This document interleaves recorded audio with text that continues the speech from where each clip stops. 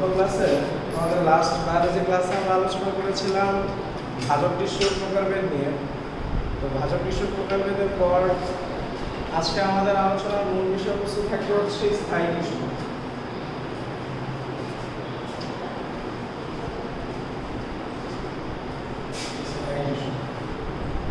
স্থায়ী টিস্যু সম্পর্কে আমাদের ক্লাস 9 আমরা মোটামুটি একটা ধারণা নিয়ে এসেছি যে স্থায়ী টিস্যুর কোষগুলো হচ্ছে মূলত ভাজক টিস্যু থেকে সৃষ্ট কোষ, এবং এই কোষগুলো মূলত উদ্ভিদের দেহের মধ্যে পার্মানেন্ট সেল হিসেবে থাকে। এবং এই কোষগুলোর প্রধান বৈশিষ্ট্য হচ্ছে যে এই টিস্যুর কোষগুলো বিভাজিত হতে পারে না, অর্থাৎ এই টিস্যুর কোষগুলো বিভাজন ক্ষমতাহীন হয়ে থাকে। তো আমরা আজকে স্থায়ী টিস্যুর প্রকারভেদগুলো নিয়ে আলোচনা করব মূলত। তো স্থায়ী টিস্যুর প্রকারভেদের মধ্যে যদি আসি তাহলে দেখা যায়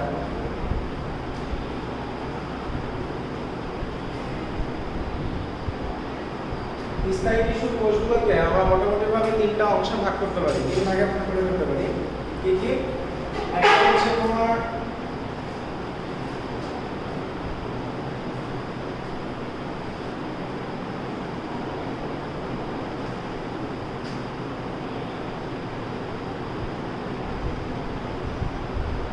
তিনটা টিস্যু, একটা হচ্ছে সরল, একটা হচ্ছে জটিল, আর একটা হচ্ছে নিঃস্রাবী।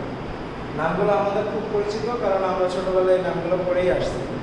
আমাদের 9-10 বইয়ের মধ্যে নামগুলো খুব সুন্দর করে দেওয়া ছিল, সরল টিস্যু, জটিল টিস্যু আর হচ্ছে নিঃস্রাবী টিস্যু।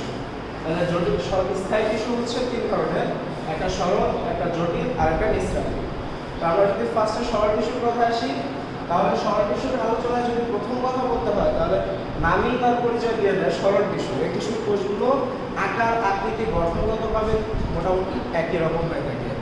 এই টিস্যুর কোষগুলোর মাঝে আন্তঃকোষীয় ফাঁকা অংশ থাকে এবং এদের কোষ প্রাচীর খুব পাতলা হয়। কারণ কি? কারণ ভাজক টিস্যু থেকে সৃষ্ট প্রথম স্থায়ী টিস্যুটাই হচ্ছে সরল টিস্যু। ভাজক টিস্যু থেকে সৃষ্ট প্রথম স্থায়ী টিস্যুটাই হচ্ছে সরল টিস্যু। এই কারণে সরল টিস্যুর প্রথম যে কোষগুলো থাকে সেই কোষগুলোর কোষ প্রাচীর অত্যন্ত পাতলা থাকে, সেগুলোর মধ্যে শুধুমাত্র সেলুলোজ থাকে। আর আস্তে আস্তে যখন কোষগুলোর পরিবর্তিত রূপ সৃষ্টি হয়, তো পরিবর্তিত রূপ সৃষ্টি হওয়ার মাধ্যমে দেখা যায় যে সরল টিস্যুর কোষগুলো ক্রমান্বয়ে আস্তে আস্তে পরিবর্তিত হয়ে জটিল অবস্থা প্রাপ্ত হয়। আর এরপর সরল টিস্যুর পরে যে জটিল টিস্যুর কোষগুলো আছে, জটিল টিস্যুর ক্ষেত্রে নামই বলতেছে তার মধ্যে কিছু জটিলতা আছে। জটিলতা কেমন জটিলতা?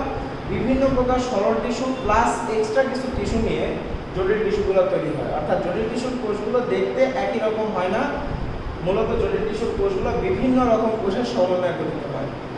আর নিঃস্রাবী বা ক্ষরণকারী টিস্যুর ক্ষেত্রে বলা হয় যে একটা উদ্ভিদ তার দেহ থেকে যে সকল পদার্থগুলো বাইরে নিঃসৃত করে, যেমন তরুক্ষীর, বেজিন, আঠা, গদ, এই জাতীয় পদার্থগুলো যেই টিস্যুর কোষগুলো থেকে উদ্ভিদ তার দেহ থেকে নিঃসৃত করে, সেই টিস্যুগুলোকে বলা হয় নিঃস্রাবী বা ক্ষরণকারী টিস্যু।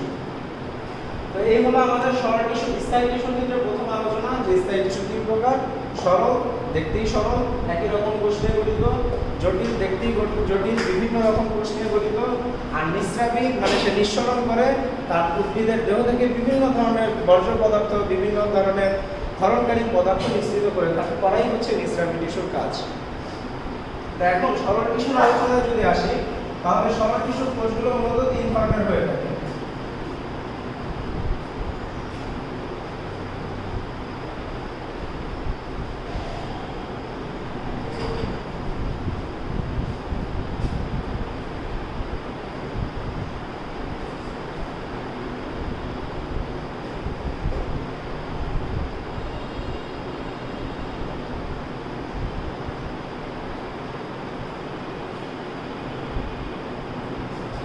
প্যারেনকাইমা, কোলেনকাইমা এবং স্ক্লেরেনকাইমা। সরল টিস্যুর তিন ধরনের কোষ থাকে: প্যারেনকাইমা, কোলেনকাইমা, স্ক্লেরেনকাইমা।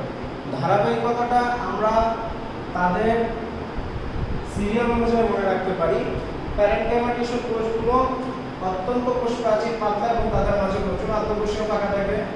কোলেনকাইমা টিস্যুর ক্ষেত্রে প্যারেনকাইমা টিস্যুর কোষ প্রাচীরগুলো যখন কিছুটা দৃঢ় হয়ে যায়, কিছুটা মোটা হয়, শক্ত হয়, তো তখন সেই কোষগুলো হয়ে যায় কোলেনকাইমা। আর কোলেনকাইমা টিস্যুগুলো যখন লিগনিন জমে আরো পুরু হয়ে যায়, একেবারে সর্বাধিক পুরু হয়ে যায়, এবং তাদের মাঝে যখন আন্তঃকোষীয় ফাঁকা অংশ একেবারেই থাকে না, তখন সেই কোষগুলোকে আমরা বলে থাকি স্ক্লেরেনকাইমা। তাহলে সরল টিস্যু তিন প্রকার: প্যারেনকাইমা যার কোষ প্রাচীর একদম পাতলা, মাত্র 70 ভাজক টিস্যু থেকে সৃষ্ট কোষ। কোলেনকাইমা যার কোষ প্রাচীর কিছুটা পুরু, প্যারেনকাইমার কোষ প্রাচীরের মধ্যে শুধুমাত্র সেলুলোজ থাকে। কোলেনকাইমার কোষ প্রাচীরের উপরে সেলুলোজের সাথে হেমিসেলুলোজ, পেকটিন এবং কিছু পরিমাণ লিগনিন জমা হয়। আর স্ক্লেরেনকাইমার কোষগুলো সর্বাধিক পুরু হয়, কারণ এইখানে প্রচুর পরিমাণে লিগনিন জন্য কোষগুলোকে শক্ত করে দেয় এবং এই কোষগুলো দেখা যায় প্রায় মৃত হয়ে যায়। এই কারণে স্ক্লেরেনকাইমার ক্ষেত্রে দেখা যায় যে এদের কোষগুলোর মধ্যে কোনো প্রোটোপ্লাজমই থাকে না। অর্থাৎ প্যারেনকাইমাতে কোষগুলো সম্পূর্ণ প্রোটোপ্লাজম পূর্ণ হলেও স্ক্লেরেনকাইমার কোষগুলো প্রায় প্রোটোপ্লাজম বিহীন হয়ে পড়ে। তো প্যারেনকাইমা কোষগুলোর ক্ষেত্রে দুইটা কোষের নাম আমাদের অবশ্যই মাথায় রাখতে হবে। সেটা হচ্ছে প্যারেনকাইমা টিস্যুর কোষগুলো যখন জলীয় উদ্ভিদের বায়ুকুঠুরিযুক্ত স্থানে থাকে, অর্থাৎ যে সকল উদ্ভিদগুলো পানিতে জন্মায় তাদের বায়ুকুঠুরিযুক্ত অংশ বা হাইড্রোফোডের মধ্যে যখন প্যারেনকাইমা টিস্যুর কোষগুলো থাকে তখন আমরা তাদেরকে বলে থাকি অ্যারেনকাইমা।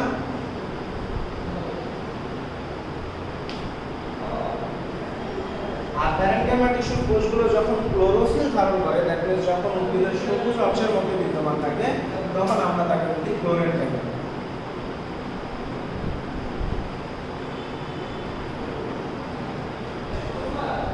তাহলে প্যারেনকাইমা টিস্যুর কোষগুলোর ক্ষেত্রে এটা আসলে প্যারেনকাইমার প্রকারভেদ না, এটা প্যারেনকাইমার দুটো এক্সেপশনাল নাম মনে রাখতে হবে।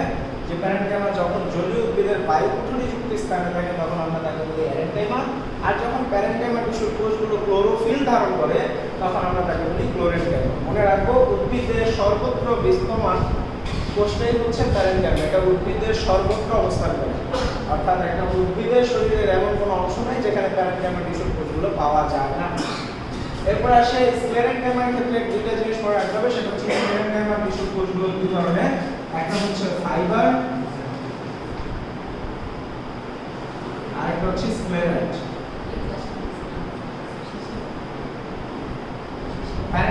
স্ক্লেরেনকাইমার টিস্যুর কোষগুলো দুই ধরনের হয়, একটা হচ্ছে ফাইবার যেগুলো আঁশ বা তন্তুর মতো দেখতে, বিভিন্ন রকম নাম আমরা জানি, সারফেস ফাইবার, বাস্ট ফাইবার, এগুলো হচ্ছে ফাইবার জাতীয় কোষ যেগুলো তন্তু বা আঁশের মতো হয়ে থাকে। আর স্ক্লেরাইট এই কোষগুলোর একটা বিশেষ নাম হচ্ছে যেটাকে স্টোন সেল বলা হয়। এই কোষগুলো প্রচুর পরিমাণে শক্ত হয়ে থাকে, অনেকটা পাথরের মতো দেখা যায় এবং এদেরকে স্টোন সেল বা পাথরের কোষও বলা হয় স্ক্লেরাইট। তাহলে সরল টিস্যুর ক্ষেত্রে আলোচনা এখানেই, যে সরল টিস্যু তিন ধরনের, প্যারেনকাইমা, কোলেনকাইমা, স্ক্লেরেনকাইমা। প্যারেনকাইমার ক্ষেত্রে দুটো এক্সেপশনাল নাম মনে রাখবো, অ্যারেনকাইমা এবং ক্লোরেনকাইমা। আর স্ক্লেরেনকাইমা দুই ধরনের হয়ে থাকে, একটা হচ্ছে ফাইবার তন্তুর মতো কোষ, আর একটা হচ্ছে স্ক্লেরাইট শক্ত কোষ যাদেরকে স্টোন সেল বলে থাকে। তো সরল টিস্যুর আলোচনার পরে আমাদের আলটিমেটলি আলোচনাটা চলে আসে জটিল টিস্যুর দিকে। আগেই বলা হয়েছে জটিল টিস্যুর কোষগুলো বিভিন্ন ধরনের কোষ নিয়ে গঠিত কোষ। জটিল টিস্যুর কোষগুলোকে আমরা পরিবহনকারী টিস্যুও বলে থাকি।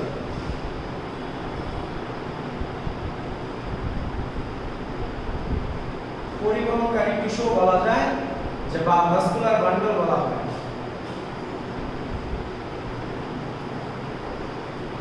ভাস্কুলার বান্ডল অনেকের কাছে নামটা নতুন লাগে, যে ভাস্কুলার বান্ডল, ভাস্কুলার বান্ডল আবার জিনিসটা কি? আসলে ভাস্কুলার বান্ডল বলতে মূলত পরিবহনকারী টিস্যুকেই বোঝায়, অর্থাৎ জটিল টিস্যুকেই বোঝায়। তাহলে জটিল টিস্যুর ক্ষেত্রে আমাদের যেটা প্রথমে আসে সেটা হচ্ছে জটিল টিস্যু দুই ধরনের হয়ে থাকে, একটা হচ্ছে জাইলেম আর একটা হচ্ছে ফ্লোয়েম। জটিল টিস্যু দুই ধরনের, একটা হচ্ছে জাইলেম আর একটা হচ্ছে ফ্লোয়েম। জাইলেম আর ফ্লোয়েম এই দুই ধরনের টিস্যুর কাজই হচ্ছে উদ্ভিদের যাবতীয় অংশের পরিবহন করা। এখন আমরা জানি যে একটা উদ্ভিদের দেহের মধ্যে পরিবহনের কাজ কি কি হয়। উদ্ভিদ মাটি থেকে পানি এবং খনিজ লবণ তার পাতা পর্যন্ত আরোহণ করে এবং পাতায় তৈরি খাদ্যবস্তুগুলো তার সমস্ত দেহের মধ্যে ছড়িয়ে দেয়। তো এইখানে জাইলেমের কাজটা হচ্ছে ঊর্ধ্বমুখী। দ্যাট মিন্স জাইলেম মূল থেকে পাতা পর্যন্ত পরিবহনের কাজটা করে থাকে, অর্থাৎ পানি এবং খনিজ লবণ মাটি থেকে সংগ্রহ করে করে সেই পানি এবং খনিজ লবণগুলো উদ্ভিদের সমস্ত দেহে ছড়িয়ে দেওয়া হচ্ছে জাইলেমের কাজ। আর ফ্লোয়েমের কাজ হচ্ছে নিম্নমুখী, পার্শ্বমুখী, ঊর্ধ্বমুখী, অধোমুখী, যেটাই বলো না কেন, অর্থাৎ সর্বদিকে বিস্তারমান। ফ্লোয়েমের কাজ হচ্ছে উদ্ভিদে তৈরিকৃত খাদ্যবস্তুগুলা বা পাতায় তৈরিকৃত খাদ্যবস্তুগুলো তার সমস্ত দেহের মধ্যে ছড়িয়ে দেয়। এটা হচ্ছে ফ্লোয়েম টিস্যুর কাজ। এখন আসি জাইলেমের কথায়। জাইলেম চার ধরনের কোষ নিয়ে গঠিত। এখানে জাইলেমের প্রকারভেদ বলা হয় না, এটা হচ্ছে জাইলেমের গঠন। মনে রাখতে হবে জাইলেমের গঠনে চার ধরনের কোষ থাকে জাইলেমের প্রকারভেদে না। জাইলেমের গঠনে 4 ধরনের কোষ কি কি? এক নম্বরে হচ্ছে ট্রাকিট, 2 নম্বরে হচ্ছে ভেসেল, 3 নম্বরে হচ্ছে জাইলেম প্যারেনকাইমা,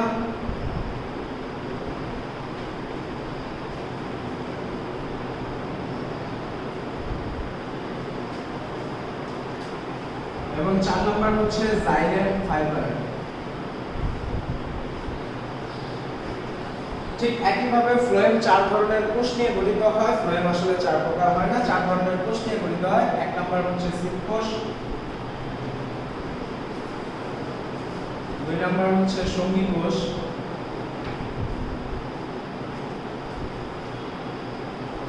3 নম্বর হচ্ছে ফ্লোয়েম প্যারেনকাইমা,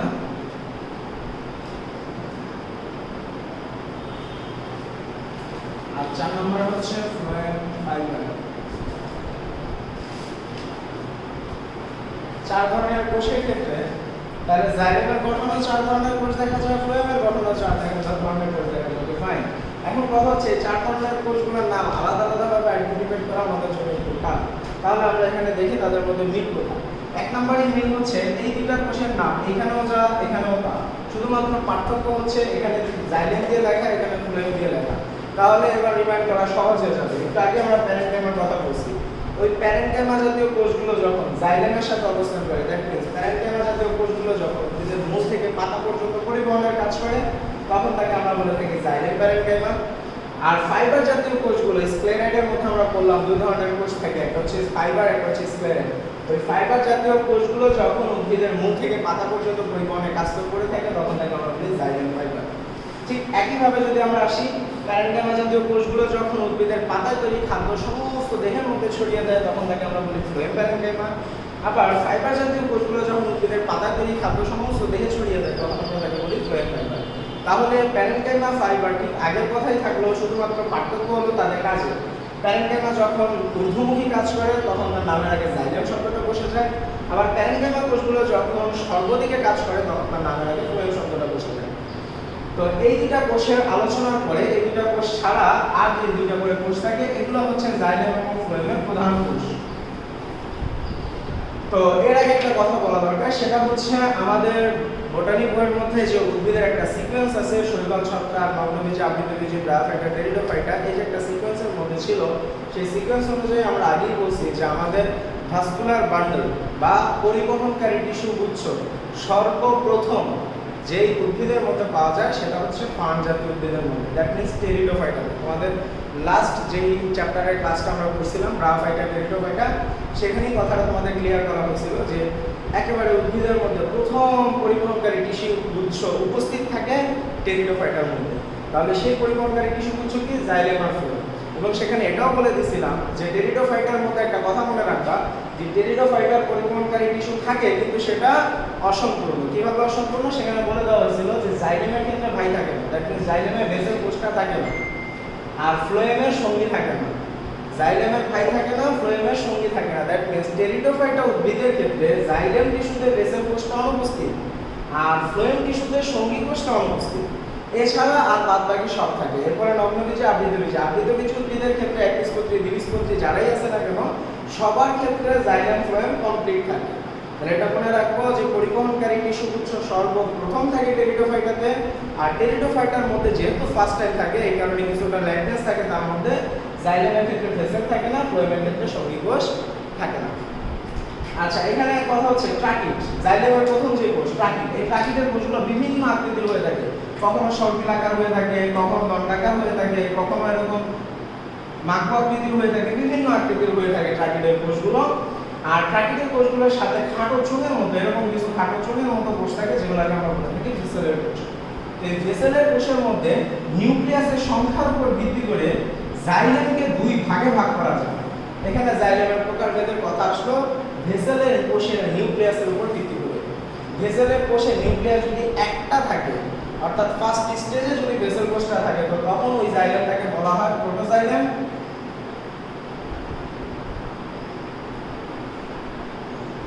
আর যদি একাধিক নিউক্লিয়াস থাকে, তখন তাকে বলি আমরা মেটাজাইলেম। এটা অনেক বই এরকম ভাবে সংজ্ঞায়িত করা আছে যে জাইলেম টিস্যুর ফার্স্ট স্টেজটাকে বলা হয়, অর্থাৎ প্রাইমারি অবস্থায় জাইলেমটাকে বলা হয় প্রোটোজাইলেম, পরিণত অবস্থার জাইলেমটাকে বলা হয় মেটাজাইলেম। আসলে ওইখান থেকে সংজ্ঞাটা এগুলোই কারেক্ট যে ভেসেল টিস্যুর মধ্যে যদি একটা নিউক্লিয়াস থাকে, স্বাভাবিকভাবে যখন প্রাথমিক অবস্থায় থাকে তখন তার মধ্যে একটা নিউক্লিয়াস থাকে, তখন আমরা তাকে বলি প্রোটোজাইলেম।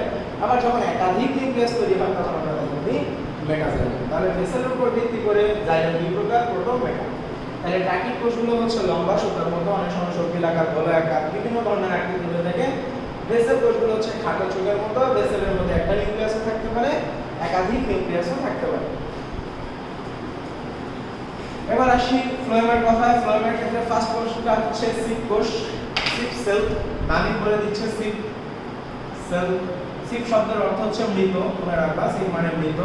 এখানে মৃত তাকে কেন আমরা বলতেছি, কারণ তার মধ্যে নিউক্লিয়াস থাকে না, মনোনিউক্লিয়াস। আমরা জানি প্রাণীর ক্ষেত্রে লোহিত রক্তকণিকা, আমাদের শরীরে যে আরবিসি কোষগুলো আছে, রেড ব্লাড কর্পাসেল, সেই রেড ব্লাড কর্পাসেলের মধ্যে কোনো নিউক্লিয়াস থাকে না। প্লাস আমাদের শরীরে যে প্লাটিলেটগুলো আছে, সেই প্লাটিলেটগুলোর মধ্যে অনেক সময় অপরিণত অবস্থা, এখানে একটা শব্দ হচ্ছে পরিণত অবস্থা। যদি একবারে ডিরেক্টলি বলে দিই যে না নিউক্লিয়াসে থাকে না, ব্যাপারটা ভুল। কারণ যখন কোষটা প্রাইমারি স্টেজে থাকে, মাত্র তৈরি হলো, আমাদের অস্থিমজ্জা থেকে যখন রক্তকোষগুলো মাত্র তৈরি হয়, তো তখন তার মধ্যে নিউক্লিয়াস থাকে, কিন্তু ওই নিউক্লিয়াসটা একটা আরবিসি কোষকে 120 দিন বাঁচার জন্য প্রয়োজনীয় উপাদান দিয়ে কোষ থেকে বের হয়ে যায়। তার মানে পরিণত অবস্থায় একটা আরবিসির মধ্যে নিউক্লিয়াস থাকে না, পরিণত অবস্থায় একটা প্লাটিলেটের মধ্যে নিউক্লিয়াস থাকে না। ঠিক একইভাবে পরিণত সিপ কোষের মধ্যে কোনো নিউক্লিয়াস থাকে না। তাহলে সিপ কোষের মধ্যে কোনো নিউক্লিয়াস নাই, এজন্য সিপ কোষকে বলা হয় মৃত কোষ। তো সিপ কোষগুলো মূলত ছোট ছোট আকৃতির হয়, এই কারণে সিপ কোষগুলো পাশাপাশি অবস্থিত সিপ কোষগুলো সিপ প্লেটের মাধ্যমে একটার সাথে একটা, একটার সাথে একটা, একটার সাথে একটা এরকম ভাবে যুক্ত হয়ে লম্বা একটা নলের তৈরি করে, যাকে বলা হয় থাকে সিপ নল। আর সিপ নলের সাথে এই সিপ সঙ্গী কোষগুলো অবস্থান করে, যেগুলো সিপ কোষকে সাপোর্ট দেয়, এগুলোর মধ্যে আবার নিউক্লিয়াস আছে। তাহলে সিপ কোষের মধ্যে কোনো নিউক্লিয়াস নাই। তাহলে এখান থেকেও এমসিকিউর জন্য ইম্পর্টেন্ট যে উদ্ভিদ কোষের কোন কোষের মধ্যে নিউক্লিয়াস থাকে না। উদ্ভিদের মধ্যে সিপ কোষে নিউক্লিয়াস থাকে না। তো এই হলো আমাদের জটিল টিস্যুর আলোচনা। জটিল টিস্যুর আলোচনার পরে এখন আমরা লাস্ট চলে যাই নিঃস্রাবী টিস্যুর আলোচনা। আগে বলছি নিঃস্রাবী মানে ক্ষরণকারী টিস্যু, যে সকল টিস্যু হতে মধু, আঠা, তরুক্ষী, রেজিন এই টাইপের পদার্থগুলো বের হয়, তারাই হচ্ছে নিঃস্রাবী টিস্যু। তো নিঃস্রাবী টিস্যু মূলত দুই ধরনের হয়ে থাকে। একটা হচ্ছে তরুক্ষী টিস্যু, আর একটা হচ্ছে গ্রন্থি টিস্যু। তাহলে নিঃস্রাবী বা ক্ষরণকারী টিস্যু হয়ে থাকে দুই ধরনের, একটা হচ্ছে তরুক্ষী আর একটা হচ্ছে গ্রন্থি। গ্রন্থির ক্ষেত্রে অনেক কথা বলার আছে, সেটা হচ্ছে গ্রন্থির ক্ষেত্রে, গ্রন্থি নামটা আমাদের খুব পরিচিত, গ্ল্যান্ড বা গ্রন্থি। আমরা প্রাণী ক্ষেত্রে গ্ল্যান্ড বা গ্রন্থির কথা অনেক সময় করে থাকি। নালীবিহীন গ্রন্থি, নালীযুক্ত গ্রন্থি থেকে নিঃসৃত রস, একটা হচ্ছে হরমোন, একটা হচ্ছে অ্যামিজান, বিভিন্ন ধরনের ক্ষেত্রে বলে থাকি যে গ্রন্থি নিঃসৃত রস। এখানে উদ্ভিদের ক্ষেত্রেও বিভিন্ন ধরনের গ্রন্থি থাকে, সেই গ্রন্থি নিঃসৃত রসগুলোর মধ্যে মূলত উদ্ভিদ বিভিন্ন ধরনের হরমোনও প্রডিউস করে থাকে, যেগুলোকে আমরা বলে থাকি ফাইটো হরমোনস। তোমরা এই নামটা শুনেই আসো, চ্যাপ্টার 9 আমাদের পড়া হয়েছিল phyto hormone. Phyto hormones, phyto শব্দের অর্থ কি? ফাইটো শব্দের অর্থ হচ্ছে উদ্ভিদ, আর হরমোন মানে তো জানোই প্রাণরস। তাহলে উদ্ভিদ দেহের প্রাণরসকে আমরা বলে থাকি ফাইটো হরমোন, যেগুলো মূলত উদ্ভিদ দেহের গ্রন্থি থেকে তৈরি হয়, নিঃসৃত হয়।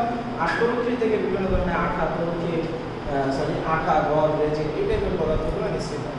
তো এই ছিল আমাদের মোটামুটি স্থায়ী টিস্যুর আলোচনা। আসলে স্থায়ী টিস্যুর আলোচনা তোমাদের ইন্টারমিডিয়েটের সিলেবাসে খুব শর্ট করেই করা, কারণ আমরা এসএসসি লেভেলে স্থায়ী টিস্যু নিয়ে মোটামুটি আলোচনা করেছি বা করে এসেছি সবাই। তো আজকের ক্লাস এই পর্যন্তই থাকবে।